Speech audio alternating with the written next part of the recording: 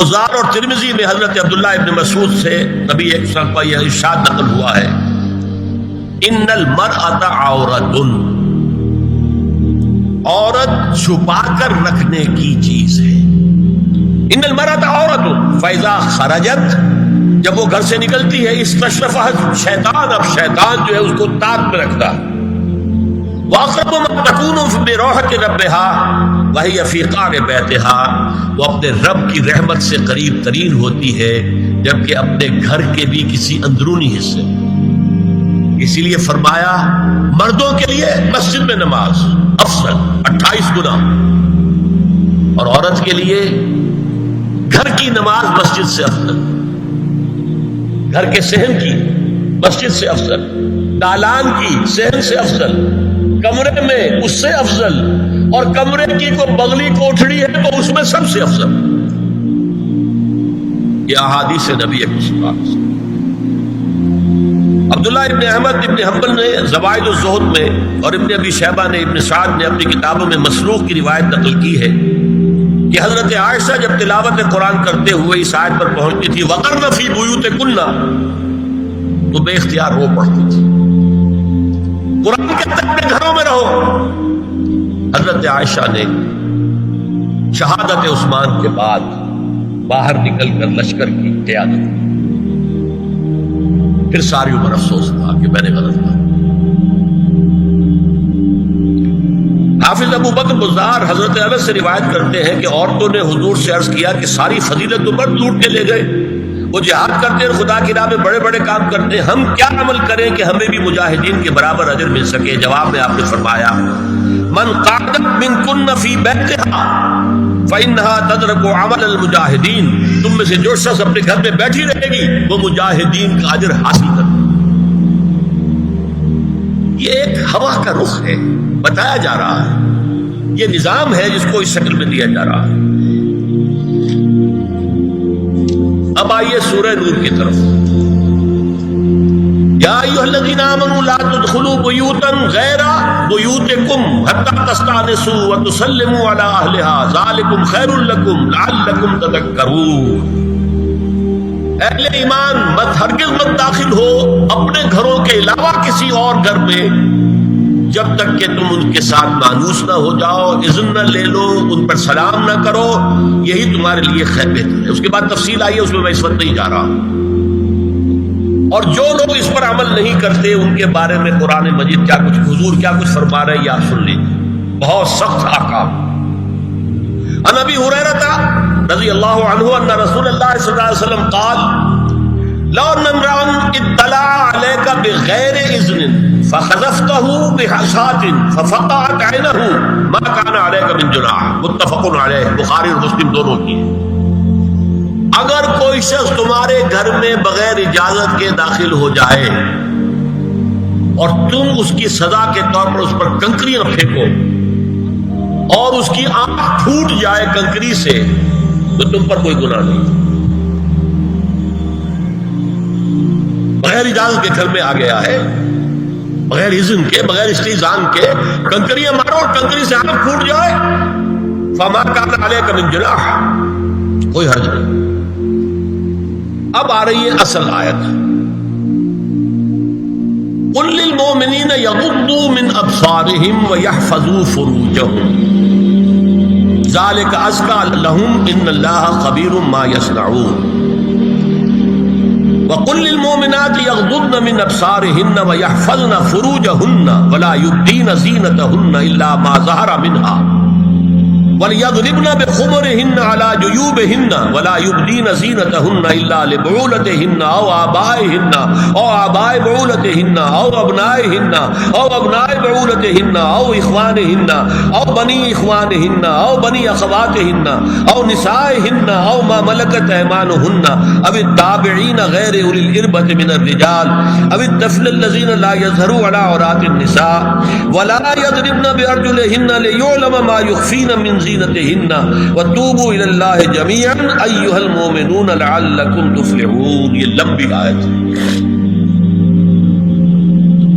اہل ایمان، اے نبی کہہ دیجئے اہل ایمان مردوں سے اپنی نگاہیں نیچی رکھا کریں. اور اپنی شرمگاہوں کی حفاظت کریں، یہی ان کے لیے زیادہ پاکیزہ عمل ہے۔ ان اللہ خبیر بما یصنعون، اور جو کچھ وہ کر رہے ہیں اللہ اس سے واقف ہے۔ وَقُلْ لِلْمُؤْمِنَاتِ يَغْضُضْنَ مِنْ أَبْصَارِهِنَّ، اور مومن عورتوں سے بھی کہہ دیجئے کہ وہ اپنی نگاہیں جو ہے نیچی رکھا کریں، وَيَحْفَظْنَ فُرُوجَهُنَّ، اپنی شرمگاہوں کی حفاظت کریں، وَلَا يُبْدِينَ زِينَتَهُنَّ إِلَّا مَا ظَهَرَ مِنْهَا، اور اپنی زینت کو ظاہر نہ کیا کریں سوائے اس کے کہ جو بالکل ظاہر ہو جائے۔ قُلْ لِلْمُؤْمِنِينَ يَغُضُّوا مِنْ أَبْصَارِهِمْ وَيَحْفَظُوا فُرُوجَهُمْ ذَلِكَ أَزْكَىٰ لَهُمْ إِنَّ اللَّهَ خَبِيرٌ بِمَا يَصْنَعُونَ۔ نوٹ کر لیجئے کہ یہ کہاں ہو رہا ہے؟ گھر میں داخلے کے بعد۔ گھر میں داخلہ اجازت سے، اور داخلہ ہوگا صرف محرموں کا، گھر کے اندر جو ہے وہ نامحرم تو نہیں آئے گا۔ یہ میں آگے بیان کر رہا ہوں۔ وَقُلْ لِلْمُؤْمِنَاتِ يَغْضُضْنَ مِنْ أَبْصَارِهِنَّ وَيَحْفَظْنَ مِنْ فُرُوجِهِنَّ، اور کہہ دیجئے مومن عورتوں سے بھی کہ وہ بھی اپنی نگاہیں جھکا کر رکھیں اور اپنی شرمگاہوں کی حفاظت کریں۔ وَلَا يُبْدِينَ زِينَتَهُنَّ إِلَّا مَا ظَهَرَ مِنْهَا، محرموں سے پردہ کیا ہے؟ محرموں سے اس کا نام ستر ہے۔ عورت کا پورا جسم ستر ہے سوائے چہرے کی ٹکیا اور یہ ہاتھ اور یہ پاؤں، بس۔ کیا مطلب ہے؟ بھائی بھی نہیں دیکھ سکتا بہن کے جسم کا کوئی اور حصہ، باپ بھی نہیں دیکھ سکتا بیٹی کے جسم کا کوئی حصہ۔ یہ ستر ہے، ستر محرموں سے پردہ ہے۔ وَلْيَضْرِبْنَ بِخُمُرِهِنَّ عَلَىٰ جُيُوبِهِنَّ، یہ بھی گھر کے اندر کی بات ہو رہی ہے، کیونکہ میں پہلے بتا چکا ہوں جلباب ہوتا تھا جب گھر سے باہر نکلتی تھی عورت، تو وہ اپنی چادر لپیٹتی تھی، اپنے گرد چہرہ نہیں ڈھانپتی تھی، صرف چہرے کا حکم دیا گیا اس کے ضمن میں۔ وہ سورہ احزاب کی آیت ہے، وہ رہ گئی، میں بیان کروں گا۔ اور خمار اوڑھنی ہوتی تھی جو گھر میں اوڑھتی تھی۔ گھر میں ظاہر بات ہے کہ جلباب تو نہیں لیا جا سکتا، آخر گھر کا کام کاج کرنا ہے، ہلکی سی اوڑھنی وہ گھر میں، لیکن فرمایا وَلْيَضْرِبْنَ بِخُمُرِهِنَّ عَلَىٰ جُيُوبِهِنَّ، اور انہیں چاہیے کہ اپنی اوڑھیوں کے، بکل اوڑھنیوں کے اپنے سینوں کے اوپر، گریبانوں کے اوپر بھی مار لیا کریں۔ اب اس کے بعد فرمایا وَلَا يُبْدِينَ زِينَتَهُنَّ إِلَّا لِبُعُولَتِهِنَّ، اب یہاں یہ زینت کا لفظ آ رہا ہے چہرے کے، اور چہرے ہی میں کچھ سنگھار بھی ہوتا ہے۔ اب ان کے لیے کہا گیا کہ چہرے کی زینت، اور چہرے کے اوپر اگر کوئی بناؤ سنگھار ہے، زیور ہے، تو اس کی زینت نہ ظاہر کریں، مگر اب یہ یہاں تفصیلی آئی ہے، جو محرم ہے ان کی تفصیل۔ تو فرمایا کن کے سامنے ظاہر کر سکتی ہے؟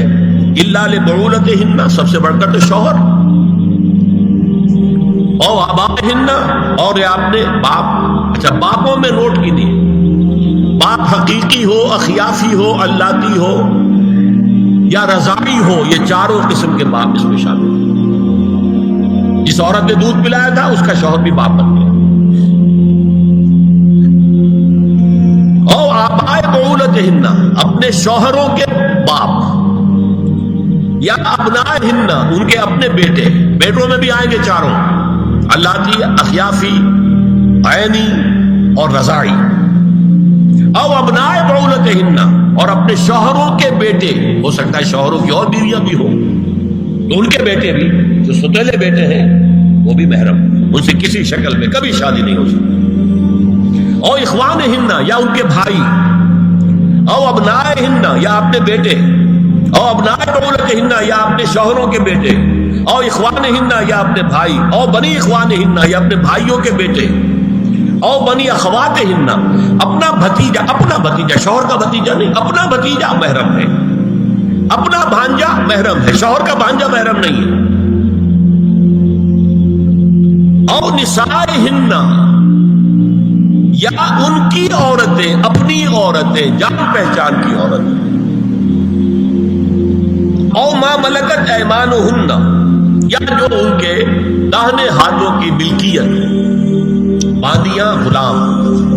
اس میں عرض کر چکا ہوں کہ اس میں کافی اختلافات ہیں۔ یہ بھی ہے کہ اس سے مراد صرف باندیاں ہیں، غلام مرد ہیں، یہ بھی ہے کہ مرد بھی ہے، اور یہ بھی ہے کہ مرد جب تک کہ وہ بالغ ہو۔ لیکن میں اس بحث میں یہاں نہیں جانا چاہتا، یہ پھر فقہ کی بحث ہو جائے گی۔ اب التابعین غیر اولی الاربہ، کچھ ایسے لوگ بھی ہوتے ہیں، کوئی کسی کے گھر پہ تو اندھا آدمی رہ رہا ہے، یا کوئی اور کسی وجہ سے وہ مریض ہے، اسے آپ نے بنا دے رکھی ہے، انہیں عورتوں سے کوئی سروکار نہیں ہوتا۔ اب الطفل الذین لم یظہروا علی عورات النساء، یا وہ بچے کہ جن پر ابھی عورتوں کے پوشیدہ حالات واضح نہیں ہے، پتہ ہی نہیں ہے انہیں، ابھی انہیں جنس کا کوئی احساس ہی نہیں۔ یہ ہے فہرست جو دی گئی ہے کہ جن کے سامنے عورت کھلے چہرے کے ساتھ اور اپنی جو اضافی زینت بھی ہو، کوئی زیور وغیرہ یا کوئی بھی سرما وغیرہ ڈالا ہوا ہے یا کوئی سرخی کو لگائی ہے معمولی سی، تو اس کے ساتھ آ سکتی ہے، اور یہ وہ رشتے ہیں کہ جن سے کسی حالت میں بھی نکاح نہیں ہوتا۔ آگے سنیے، وَلَا يَضْرِبْنَ بِأَرْجُلِهِنَّ لِيُعْلَمَ مَا يُخْفِينَ مِنْ زِينَتِهِنَّ، اور چلتے ہوئے اپنے پاؤں زور سے نہ مارے کہ ان کی زینت ظاہر ہو جائے۔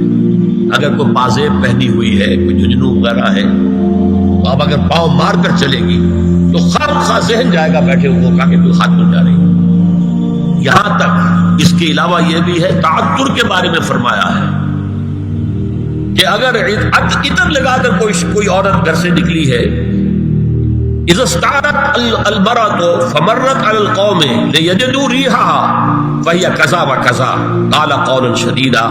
اس ابو داؤد کی روایت حضور نے فرمایا جب کوئی عورت عطر لگا کر، خوشبو لگا کر نکلتی ہے کہ لوگ اس کی خوشبو سونگیں یا اس کو اوپر مطلع ہو جائیں تو ایسی ہے ایسی ہے، بہت سخت الفاظ حضور نے استعمال کیے کہ جس کو راوی نے نقل نہیں کیا۔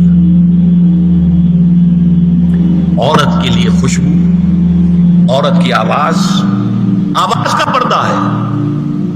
اب دیکھیے کس حد تک نماز میں اس وقت عورتیں بھی شریک ہوتی تھی، اگرچہ حضور نے فرمایا مردوں کی صف بہترین سب سے آگے والی ہے اور سب سے بری صف سب سے پیچھے ہے، کیونکہ اس کے پیچھے پھر عورتوں کی صف ہوتی تھی، اور عورتوں کے لیے سب سے اچھی صف سب سے پچھلی والی ہے اور سب سے بری سب سے آگے والی ہے۔ سب سے آگے والوں کیا سامنے پھر مرد ہوتے تھے، ان کی پشت ہوتی تھی۔ تو اسی طریقے سے اگر غلطی کی ہے تو مرد جو ہے کہے گا سبحان اللہ، امام سے غلطی ہو گئی ہے، مرد کیا کہے گا؟ سبحان اللہ۔ عورت کیا کرے گی؟ اپنے ایک ہاتھ کے پشت پر اپنا ہاتھ مارے گی، اپنی آواز نہیں نکالنی، آواز کا پردہ، چھونے کا پردہ یہاں تک ہے کہ حضور نے کبھی کسی عورت سے ہاتھ نہیں ملایا، اور آپ جب بیعت بھی لیتے تھے تو بس زبانی الفاظ کہلوائے اور کہا ٹھیک ہے بیعت ہو گئی، یا ایک کپڑا پکڑا، اس کا ایک سرا اپنے ہاتھ میں دوسرا سرا خاتون کے ہاتھ میں، یا ایک تشت کے اندر پانی بھرا، اس میں ایک طرف اس نے انگلیاں ڈال لی اور ایک طرف خود انگلی۔ لیکن مسافر لا اسافر النساء، ایک دفعہ ہوا بھی کہ بعض خواتین نے جب بیعت کی ہے تو پھر انہوں نے ہاتھ آگے بڑھایا مسافر کے لیے، حضور نے فرمایا انی لا اسافر النساء، میں عورتوں سے مسافرہ نہیں کرتا۔ یا ایھا النبی قل لازواجک وبناتک ونساء المؤمنین یدنین علیہن من جلابیبہن ذلک ادنی ان یعرفن فلا یؤذین وکان اللہ غفورا رحیما۔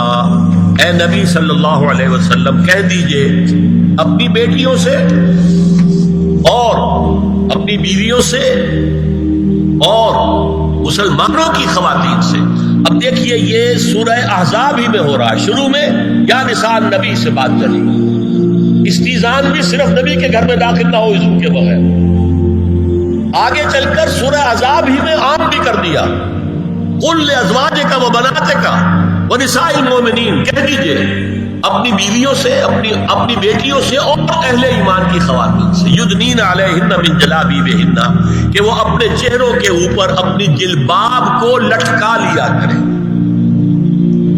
چہرہ چھپ جائے۔ اب اس کی تفسیر میں چاہتا ہوں کہ آپ کو جو مختلف مفسرین نے کی ہے وہ آپ کے سامنے میں رکھوں۔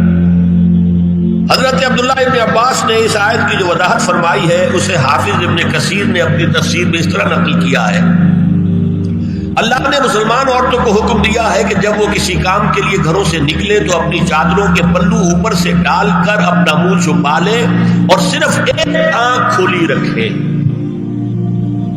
دونوں آنکھیں بھی غلط ہیں۔ اور سن لیجیے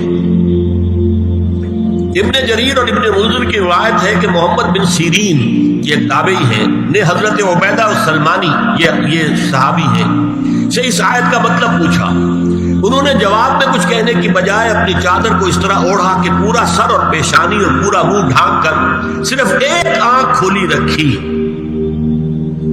اور سنیے ابو بکر بن عبداللہ ابن عربی نے یدنین علیہن من جلابیبہن کا مفہوم ان الفاظ میں بیان کیا ہے تغطى به وجهها حتى لا يظهر منها الا عينها اليسرى. عورت اپنی چادر کو پورے وجود پر ڈھانپ لے اور اس طرح چہرے کو بھی ڈھانپے کہ صرف بائیں آنکھ کھلی رہے. علامہ حمید الدین فراہی کو نظم قرآن کے فہم میں خصوصی مقام حاصل تھا. انہوں نے حجاب کے بارے میں اپنے ایک مکتوب میں ہاتھ اور چہرہ کھلا رکھنے کو جائز قرار دینے کے موقف کے بارے میں لکھا ہے کہ میری رائے میں نظم قرآن پر توجہ نہ کرنے سے یہ غلط فہمی پیدا ہوئی ہے. وہی بات کہ سورہ احزاب میں گھر سے باہر کا پردہ ہے اور سورہ نور میں گھر کے اندر کا پردہ ہے. بہرحال الحق احق بان یتبع، حق جو ہے وہ اس کا زیادہ حقدار ہے کہ اس کی پیروی کی جائے. میں اس مسئلے پر مطمئن ہوں اور میرے نزدیک اجنبی سے پورا پردہ کرنا واجب ہے اور قرآن نے یہی حجاب واجب کیا ہے جو شرفاء میں مروج ہے بلکہ اس سے بھی قدر زائد. مولانا فراہی کا یہ مکتوب ماہنامہ حیات نو بلیریا گنج انڈیا کے اکتوبر سن 92 کے شمارے میں شائع ہوا. یہ ہے علماء کی رائے. حضرت ام سلمہ اور حضرت میمونہ نبی صلی اللہ علیہ وسلم کے پاس بیٹھی تھی. اتنے میں حضرت ابن ام مکتوم آ گئے. نبی صلی اللہ علیہ وسلم نے ان دونوں سے فرمایا احتجبا منہ، ان سے پردہ کرو. ازواج نے عرض کیا یا رسول اللہ الیس اعمی لا یبصرنا ولا یعرفنا، حضور کیا یہ اندھے نہیں ہیں؟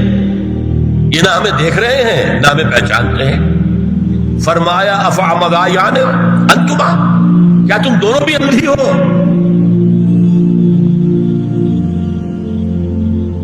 اللہ تم سرانے ہی، کیا تم نہیں دیکھ رہی ان کو؟ حضرت ام سلمہ تصریح کرتی ہیں ذالک بعد ان امر بالحجاب، یہ جب حجاب کا حکم آ گیا تھا تب حضور نے پھر یہ حکم دیا. اس کی وجہ کیا تھی؟ حضرت عبداللہ ابن مکتوم کا گھر میں آنا جانا تھا. تو اگرچہ اندھے ہیں لیکن یہ کہ یہ بار بار کا آنا جانا اس سے فتنے کا ایک دروازہ کھل سکتا. اس دروازے کو بند کر دیا گیا. حضرت عائشہ کے پاس ایک نابینا آیا تو انہوں نے اس سے پردہ کیا. کہا گیا کہ آپ اس سے پردہ کیوں کرتی ہے، یہ تو آپ کو نہیں دیکھ سکتا. جواب میں حضرت ام المومنین نے فرمایا لیکنی انظر الیہ، میں تو اسے دیکھ رہی ہوں نا. اور مرد کو دیکھے. البتہ یہ کہ عام حالات میں آپ بازار میں چل رہے ہیں، عورت جا رہی ہے، کوئی سوق باہر نکلنا پڑا ہے، تو اس حالت میں اگر وہ مرد کو دیکھتی ہے تو اس میں در حقیقت وہ فتنہ نہیں ہے کہ جو گھر میں آنے جانے والے لوگ. اب ایک آخری مسئلہ ہے. 2 حدیثیں ایسی ہیں جو میری گفتگو کے خلاف جاتی ہیں اور میں دیانت کا تقاضا سمجھتا ہوں کہ وہ بھی آپ کے سامنے بیان کروں. حضور کے بارے میں یہ معلوم ہے کہ 2 خواتین جو ویسے نامحرم تھیں وہ ان کے سامنے آتی رہیں اور آپ ان سے ملتے رہے. ایک آپ کی سالی حضرت اسماء، حضرت عائشہ کی بہن رضی اللہ تعالی عنہ، اور ایک آپ کی چچا زاد بہن حضرت علی کی بڑی ہمشیرہ حضرت ام ہانی. یہ میں حدیث آپ کو سنا رہا ہوں. بکثرت احادیث سے ثابت ہے کہ حضرت اسماء بنت ابی بکر آپ کے سامنے ہوتی تھی اور آخر وقت تک آپ کے اور ان کے درمیان چہرے اور ہاتھوں کی حد تک کوئی پردہ نہ تھا. حجۃ الوداع نبی صلی اللہ علیہ وسلم کی وفات سے صرف چند مہینے پہلے کا واقعہ ہے اور اس وقت تک بھی یہی حالت قائم رہی. یہ ابو داؤد کتاب الحج. دوسری روایت حضرت ام ہانی رضی اللہ تعالی عنہا جو ابو طالب کی صاحبزادی اور نبی صلی اللہ علیہ وسلم کی چچاداد بہن تھی، آخری وقت تک حضور کے سامنے ہوتی رہیں اور کم از کم منہ اور چہرے کا پردہ انہوں نے آپ سے کبھی نہیں کیا. فتح مکہ کے موقع کا ایک واقعہ وہ خود بیان کرتی ہیں جس سے اس کا ثبوت ملتا ہے. یہ ابو داؤد کی روایت ہے. یہ روایتیں ہیں، میں انہیں تسلیم کرتا ہوں. اور میں نے اب جو کچھ بیان کیا ہے اس سے یہ ایک بالکل برعکس بات سامنے لا رہی ہے۔ اب یہ ہے کہ یا تو ہم ان دو حدیثوں کو اصل مان کر باقی ساری حدیثیں جو ہے ان کو ختم کریں۔ میں تو آپ کو سنا نہیں سکا، میرے پاس تو بہت زیادہ حدیثوں کا مواد تھا۔ چہرے کے پردے کے لیے حدیثیں جو ہے، استیزان کے لیے کتنی حدیثیں ہیں، چہرے کے پردے کے بہت زیادہ حدیثیں ہیں۔ حضرت ام خلاد ایک خاتون تھی، ان کا بیٹا ایک غزوے میں شہید ہو گئے، وہ اس کے بارے میں کچھ پوچھنے کے لیے حضور کے پاس آئی، صحابہ بیٹھے ہوئے تھے، انہوں نے نقاب ڈالا ہوا تھا، منتقبۃ، نقاب کا لفظ بھی حدیث میں موجود ہے۔ یہ لوگ کہتے ہیں نقاب تو جو ہے یہ بعض کی پیداوار ہے، یہ لفظ کوئی ہے ہی نہیں۔ حجاب کا لفظ قرآن میں ہے، جلباب کا لفظ قرآن میں ہے، خمار کا ذکر قرآن میں ہے، اور یہ منتقبۃ نقاب ڈالی۔ لوگوں نے کہا عجیب عورت ہے یہ، اس کا بچہ شہید ہو گیا ہے، مطلب یہ کہ سخت صدمے کی کیفیت ہے، اور یہ اس وقت بھی اس نے نقاب ڈالی ہوئی ہے۔ تو انہوں نے جواب دیا ان ارزو ابنی لا ارزو حیائی، میں نے بیٹا کھویا ہے، اپنی حیا نہیں کھوئی ہے۔